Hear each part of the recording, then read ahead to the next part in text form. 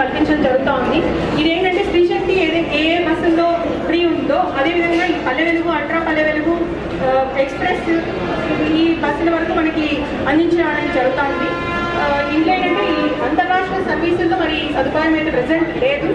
So ఈ యొక్క సదుపాయాన్ని దీనివల్ల ఏంటంటే మనకు ఇందులో దాదాపు మనకు 1,41 లక్షల మంది ఈ స్త్రీ శక్తి పథకాన్ని ఆల్రెడీ వినియోగించడం జరుగుతూ ఉంది.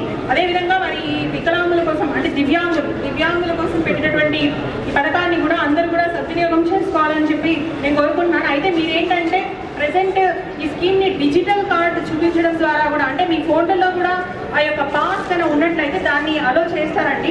బట్ కానీ ఏంటంటే ఆ ఫోటో అనేది టాలీ అవుతుందా లేదా అనేది మనం చూసుకోవాలి. కాబట్టి మీతో పాటు మీరు ప్రయాణించేటప్పుడు సదరన్ సర్టిఫికేట్ అనేది ఒకటి ఖచ్చితంగా మీ దగ్గర పెట్టుకోవాల్సినటువంటి అవసరం అయితే ఉంది.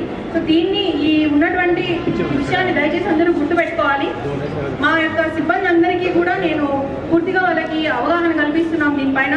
సో ఇచ్చినటువంటి ఈ అవకాశాన్ని అందరూ సద్వినియోగం చేసుకోవాల్సిందిగా నేను కోరుకుంటున్నాను.